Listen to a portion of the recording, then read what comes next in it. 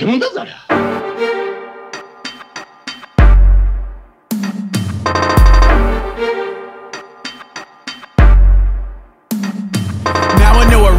Tired and worn out subject, but 5 years on, the fucking war's not done yet.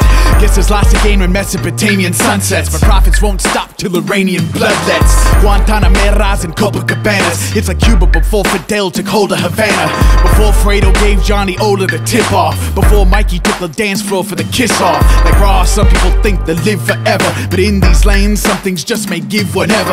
Seems the Bill of Rights was inked with a weak feather, with more and more patriot actors like Heath Ledger. The US is like Auschwitz victims who used to be wealthy, smearing blood on their faces trying to pretend that they're healthy. The empires at the edge just need to sound push, a clear result of too many beatings around the bush. After the fall, before the crash, should've known this was too good to last. The countdown for the empire's ticking fast, and we got front row seats when it burns to ash. After the fall, before the crash, should've known this was too good to last. The Coliseum seats are filling up fast, and we got ringside seats when it burns to ash. They say you have to walk behind the people to lead them, but why bother when they're hooked on the lies you feed them? When they spoke of the warning signs, did you heed them? Or did you convince yourself that money grew on treason? I guess it's time to pull that gun back out its holster, cause the real Uncle Sam was a butcher before he's a poster. Blockbuster or propaganda more ladder than former. Just have a second watching 300 and Transformers. So Michael Bay's the new Lenny Reeford star, a last call to arms to let me heed the call. Lions and tigers and Mexicans, we need a wall, cause we don't want the new WTC to fall. Yeah, nations fall when the loot dies out. Well, it ain't all about the Benjamins in Dubai now. Now you're reading the Wall Street Journal more than you used to, and see your own country hurt you more than the truth do. After the fall, before the crash, should've known this was too good to last. The countdown for the empire's ticking fast, and we got front row seats when it burns to ash. After the fall, before the crash, should've known this was too good to last. The Coliseum seats are filling up fast, and we got ringside seats when it burns to ash.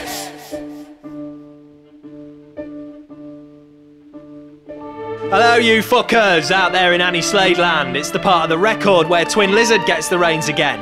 I'd like to deal you all a warning from this age of Aquarius about the subject of our next batch of wars. Instead of fighting for the oil to feed the petrol engines that drive you to work to earn what's comparatively the pay of a slave to feed a clutch of mewling brats who've probably already inherited your mindless gotta keep plodding along attitude to your life, or perhaps simply to feed the myriad of meaningless instant fixed pleasures you use to distract you from the very real necessity of giving two shits about the future. Instead of this, young men and women will be sent to die at the hands of God knows who in order to ensure that the powers our daily grinding lives support retain access to and control of the very essence of life on this planet, its water supply.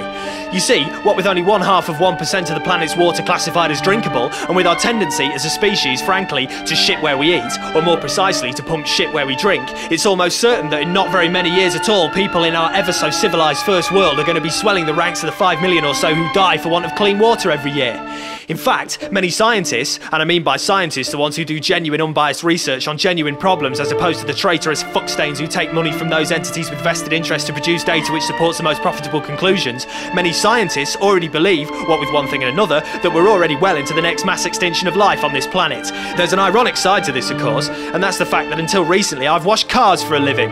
I'm not proud of this, it was the best thing I could get. Every day I'd waste fuck knows how much perfectly good water from the same main as the drinking water so I can present another sweating, self-involved sack of consumer neuroses with a status symbol newly cleansed of the evidence of his own laziness and lack of basic hygiene. And for what? So he can jerk himself off for an extra 20 seconds about how important he's going to look when he drives away.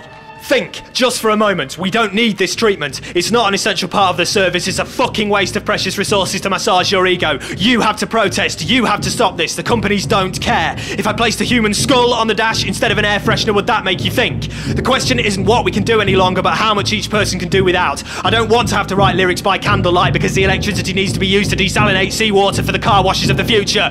Choose smaller sacrifices now to avert catastrophe later. Now, does anybody else need a cup of tea? Hey yo, you stride like a colossus while counting losses, paying privates to wrap flags around coffins. Moral directives can be horribly infective, especially when you got no historical perspective.